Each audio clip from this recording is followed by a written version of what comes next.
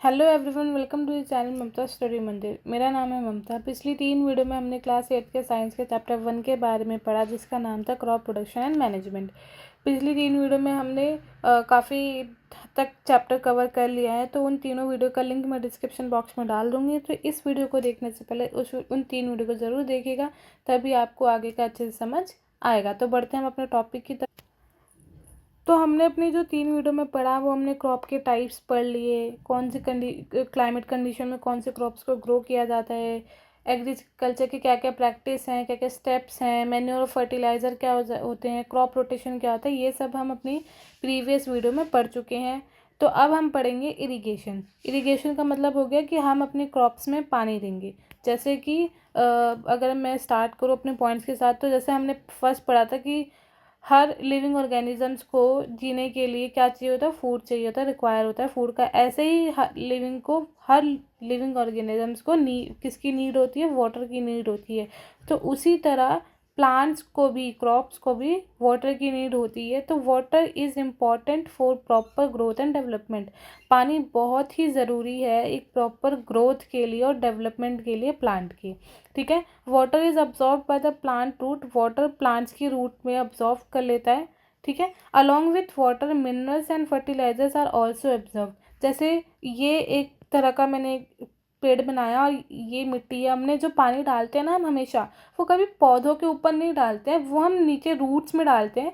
क्यों? क्योंकि जब रूट्स में हम पानी डालते हैं ना, तो वो पानी क्या होता है, रूट्स के साथ न्यूट्रिशंस और मिनरल्स के साथ मिक्स हो जाते हैं। और जब प्लांट उनको अपने पास एब्जॉर्व करते हैं ना, तो वाटर के साथ साथ मिनरल्स और फर्टिलाइजर्स, ये सारी चीज़ें प्लांट्स के अंदर चली जाती है। तो plants contain nearly 90% water. Plants कितना पानी कंटेन करते हैं? 90%। ठीक है। Water is essential because germination of seed does not take place under dry condition. मतलब जर्मिनेशन का मतलब हो गया कि प्लांट्स के जो सीड्स हैं वो ग्रो तभी करेंगे जब उसमें क्या पड़ेगा, पानी पड़ेगा। क्योंकि ड्राई कंडीशन में कभी भी प्लांट्स के जो सीड्स हैं वो जर्मिनेशन नहीं करते हैं। Nutrients dissolve in water are transported to each part of plant. जैसे मैंने भी बताया ना कि मिनरल्स और फर्टिलाइजर्स, मैन्योर जो भी हैं, वो पानी में एब्जॉर्व हो जाते हैं और वो एब्जॉर्व के साथ वो पूरे प्लांट्स के अंदर हर एक पार्ट में जाते हैं। Water also protect the crop for both first and hot air current. मतलब कहने का है, अब जैसे गर्म हवा चल रही है, तो इन सब से भी पानी क्या है, उनको काफ़ी अच्छे से प्रोटेक्ट करता है। To maintain the moisture of soil for healthy growth fields have to be water regularly. मतलब अगर हमें अपने क्रॉप को ग्रो करना है हेल्दी तरीके से, तो हमें उसमें पानी रेगुलरली देना पड़ेगा। The supply of water to crops at regular interval is called irrigation. मतलब जब पानी के सप्लाई या तो रेगुलर बेसिस पे रोज़, या इंटरवल जैसे हफ्ते में, महीने में, ऐसे करके जब हम उसमें पानी डालते हैं, तो उस प्रोसेस को हम क्या बोलते हैं? इरिगेशन बोलते हैं। The time and frequency of irrigation varies from crop to crop. मतलब ज़रूरी नहीं है कि हम डेली पानी दें हर एक क्रॉप को। हर एक क्रॉप का एक टाइम होता है कि हम इसको इस टाइम पे और इतने इतने टाइम के पीरियड पे हम उसको वाटर देंगे। सॉइल के ऊपर भी डिपेंड करता है, सीज़न के ऊपर भी डिपेंड करता है। मतलब अगर गर्मी ज़्यादा है, अगर सीज़न गर्मी के सीज़न है और उसमें क्रॉप कोई ग्रो कर रहा है, तो उसमें हमें क्या करना चाहिए? तो जैसे उस मौसम में हमें पानी ज़्यादा देना होता है। जैसे अगर समर का सीज़न है, समर के सीज़न में हमें पानी ज़्यादा देना पड़ता है। क्यों? क्योंकि समर के सीज़न में गर्मी बहुत होती है, सूरज की जो रोशनी है वो भी काफ़ी ज़्यादा हीट प्रोड्यूस करती है, तो हमारे जो क्रॉप्स हैं उनको हार्म हो सकता है। तो इसीलिए हमें समर के सीज़न में पानी ज़्यादा क्वांटिटी में या ज़्यादा अमाउंट में देना चाहिए। सोर्स ऑफ इरिगेशन, मतलब पानी के देने के कौन कौन से सोर्सेज हैं। The source of water for irrigation are जैसे वेल्स, कुएं से हो गया, ट्यूबवेल से हो गया, पॉन्ड से, लेक से, रिवर, डैम एंड कैनाल्स। इन सब चीज़ों के थ्रू हम अपने क्रॉप्स में वाटर दे सकते हैं। इरिगेशन के भी मेथड्स हैं। इसके कौन से मेथड्स हैं? 2 मेथड्स हैं, ट्रेडिशनल मेथड और मॉडर्न मेथड। मॉडर्न मेथड से तो हम समझ गए कि भाई टेक्नोलॉजी के हिसाब से जैसे चीज़ें बढ़ती है, हमारे जो सोर्स ऑफ इरिगेशन है वो भी इंक्रीज़ होता है। और ट्रेडिशनल में जैसे लोग पुराने तरीके के लोग कैसे इरिगेशन देते थे अपने क्रॉप्स में, तो उसके बारे में भी हम इसमें पढ़ने वाले हैं। तो सबसे पहले हम ट्रेडिशनल मेथड के बारे में पढ़ते हैं, देन हम मॉडर्न मेथड पे आएंगे। The water available in well, lakes, canal is lifted up by different method in different religion for taking it to fields. मतलब ट्रेडिशनल मेथड में क्या होता था, लोग पानी लेते थे या तो वेल से, कुओं से, लेक से, नदी से, इन सारी चीज़ों से पानी लेते थे डिफरेंट मेथड से और डिफरेंट रीजन में, to for taking it to the fields. मतलब फील्ड तक लाने के लिए वो अलग अलग तरीक़ों से पानी को लेते थे इन जगहों से। कैटल और ह्यूमन लेबर, मतलब अब इसमें काम कौन करता था पानी लाने का, या तो हमारे एनिमल्स हो गए या ह्यूमन की लेबर लगती थी इसमें। So these methods are cheaper, ये सस्ते होते थे क्योंकि इसमें सिर्फ ह्यूमन की मेहनत लग रही है, इसमें कोई मशीनरी या कोई ट्रैक्टर ये सब नहीं लगा, बट लेस एफिशिएंट होता था।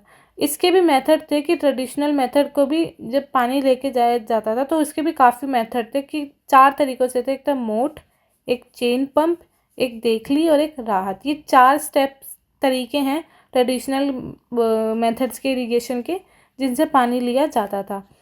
Pumps are commonly used for lifting water, मतलब पम्प्स मतलब कि जैसे एक मोटर टाइप में लगा देते हैं ना, जिससे पानी जो है वो ईजिली लिफ्ट हो जाए, ऊपर आ जाए। Diesel, biogas, electricity and solar energy is use to run these pumps. मतलब ये पम्प्स किससे चलते थे, या तो डीजल से या बायोगैस, इलेक्ट्रिसिटी या सोलर एनर्जी को, इन सबको यूज़ करके ही पम्प्स को चलाया जाता था। ठीक है, ये 4 मेथड हमने देखे पीछे जो ट्रेडिशनल मेथड में यूज़ होते थे। तो ये कौन कौन से थे, हम इनको एक पिक्चर की इमेज से समझते। जैसे सबसे पहले था मोट। इसमें क्या होता था, कुएं से एक पर्सन पानी निकालता था, एक रास्ता बनाता था कि ये पूरा रास्ता कहाँ तक जाता था, उसके खेतों तक, तो वो उस पानी बह करके उनके खेतों में चला जाता था। चेन पंप में क्या होता था, चेन पंप में इन्होंने एक इस तरह का सेटअप क्रिएट करा और ये ऐसे गोल गोल घूम करके फिर ये इसमें क्या होता था, पानी हमारे खेतों में जाता था।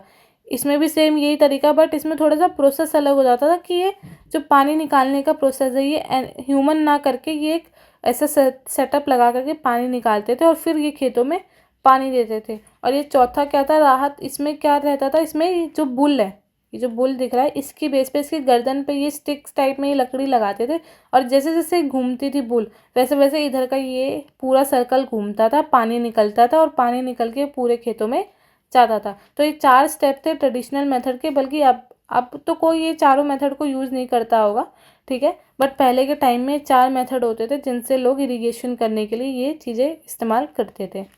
मॉडर्न मेथड के बारे में पढ़ते हैं। Modern method of irrigation help us to use water economically.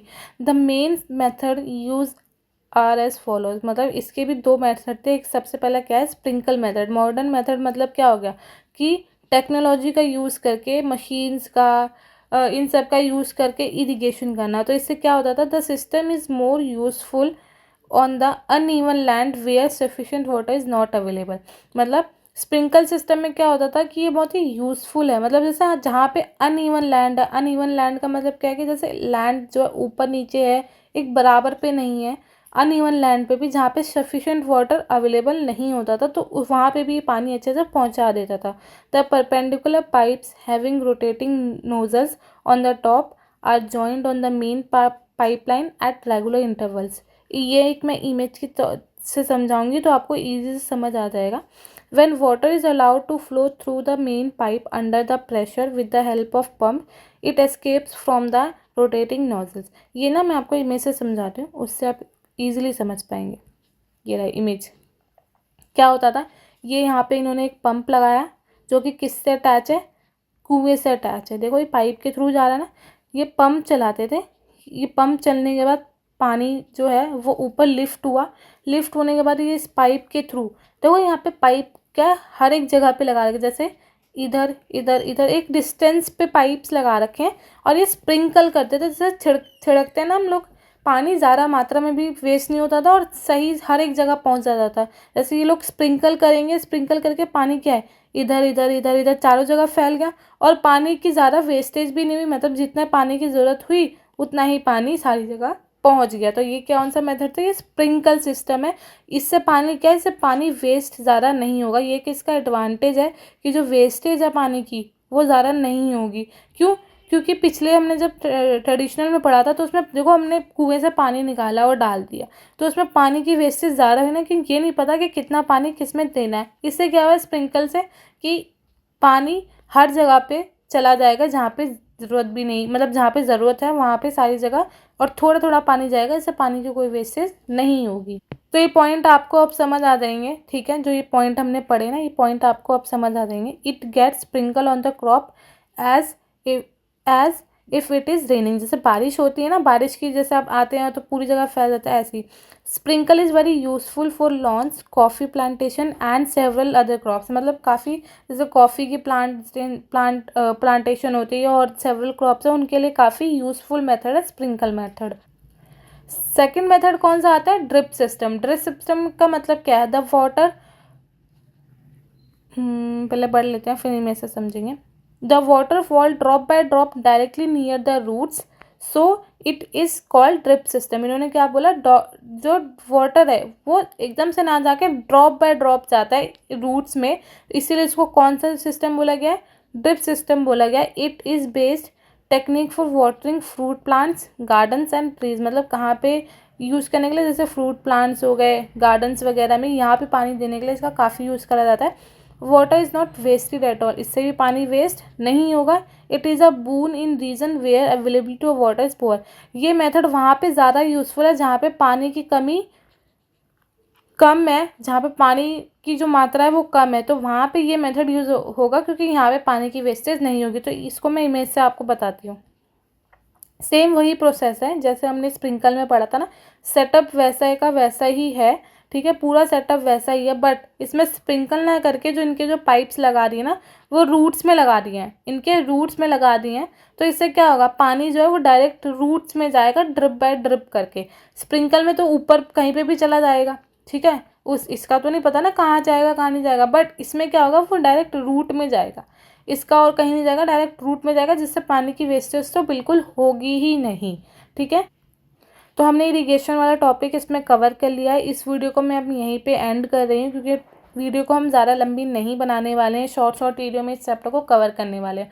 और अब तो हमारा चैप्टर ऑलमोस्ट फिनिश होने वाला है। इरिगेशन चैप्टर में हमने ट्रेडिशनल मेथड और मॉडर्न मेथड पढ़ा। फिर ट्रेडिशनल के अंदर हमने 4 टॉपिक पढ़े, और मॉडर्न वाले में हमने 2 टॉपिक पढ़े। तो ये बहुत ही छोटा सा टॉपिक है और बहुत ही छोटी सी वीडियो है। आप इसको एक बार देखेंगे ना तो आपको इजीली समझ आ जाएगा। और जो भी पॉइंट्स मैंने इस वीडियो में यूज़ करे हैं, अगर आप उसको एग्ज़ाम के पॉइंट ऑफ व्यू से भी लिखेंगे तो आपके मार्क्स अच्छे आएंगे, ठीक है। तो इस वीडियो को देखने से पहले हमारी स्टार्टिंग की 3 वीडियो को ज़रूर देखिएगा, क्योंकि उन 3 टॉपिक्स को भी समझना काफ़ी ज़रूरी है। तो अगर वीडियो पसंद आई तो लाइक शेयर सब्सक्राइब ज़रूर कीजिएगा। अगर कोई भी क्वेरी हो रिलेटेड टू दिस वीडियो या इससे प्रीवियस की जो 3 वीडियो, उनसे कोई भी क्वेरी हो तो आप मुझे कमेंट बॉक्स में ज़रूर बताइएगा। मैं आपकी क्वेरी को ज़रूर सॉल्व करूँगी। और हमारे यूट्यूब के बेल आइकन को ज़रूर प्रेस कर लीजिएगा, ताकि कोई भी नई वीडियो आए तो आपके पास नोटिफिकेशन आ जाए। तो मिलते हैं नेक्स्ट वीडियो में। Thank you so much, bye.